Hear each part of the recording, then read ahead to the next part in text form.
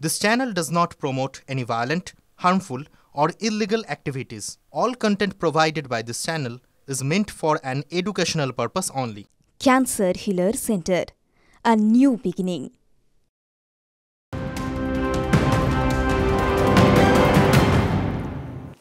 Film ব্রেকের পর আরেকবার বাংলাদেশের খবরের দিকে আমরা একবার নজর রাখবো, কারণ বাংলাদেশের রমজানের ফতোয়ার নামে সেখানে কট্টরপন্থীদের নির্যাতন। কি ঘটেছে? বেত হাতে দোকানে চড়াও হলো মৌলবাদীরা। বেত উঁচিয়ে দোকানদার এবং ক্রেতাদের প্রকাশ্যে কান ধরে উঠবোস। ছবি দেখছেন এই মুহূর্তে, দোকানদার এবং ক্রেতাদের প্রকাশ্যে কান ধরে উঠবোস করাচ্ছে মৌলবাদীরা। আমাদের সহকর্মী নীলেশ্বর এই মুহূর্তে রয়েছেন আমাদের সঙ্গে।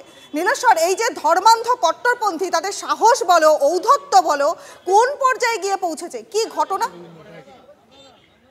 দেখো রনিপা, এই ঘটনা প্রকাশ্যে আসবার পর, এই ছবি প্রকাশ্যে আসবার পর কিন্তু নিন্দার ঝড় বয়ে গেছে।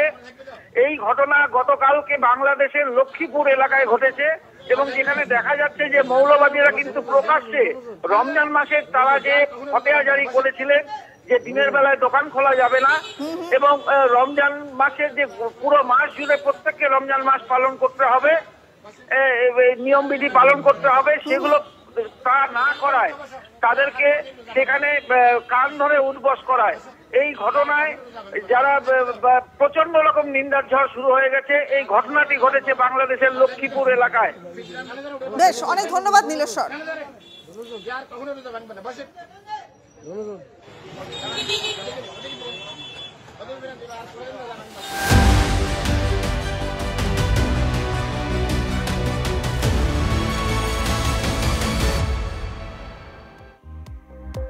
জমি দিয়েও মেলেনি চাকরি প্রতিবাদে দুর্গাপুরের পানাগড় শিল্প তালুকের কোটার গ্রামের কাছে একটা রাষ্ট্রায়ত্ত গ্যাস সংস্থার অফিসের সামনে তুমুল বিক্ষোভ তৃণমূল কর্মীদের একাংশের।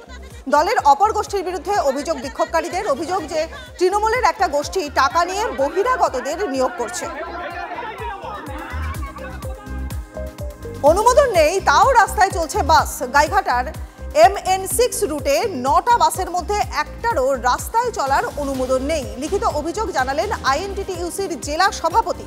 প্রায় 4.5 বছর ধরে বেড়িগোপালপুর থেকে বারাসত রুটে চলে এই অবৈধ বাসগুলি, কিন্তু প্রশাসনের কোনো হুঁশ নেই। নিরাপত্তা নিয়ে প্রশ্ন তুলছেন যাত্রীরা।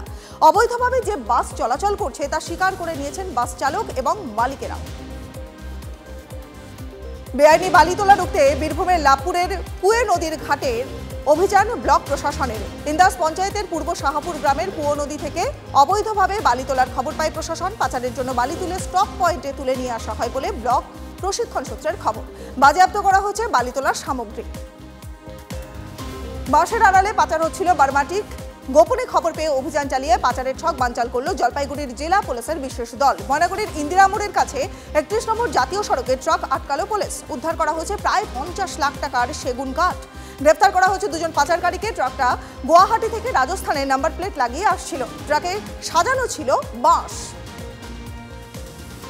দোলের দিন রাস্তায় মাতলামি ঝামেলা দেখলেই ব্যবস্থা নেবে হুগলি গ্রামীণ পুলিশ। তার আগে দিল্লি রোডের ধারে পানশালা এবং ধাবাগুলিতে চলল অভিযান। 3 জনকে গ্রেফতার করা হলো। আটক বেআইনি বিলিতি মদ। পানশালাগুলিতে বেআইনি কার্যকলাপ যাতে না হয় সেই বিষয়েও সতর্ক করল পুলিশ। হোলির জন্য কড়া নজরদারি চলবে বলে জানিয়েছেন পুলিশ আধিকারিকরা।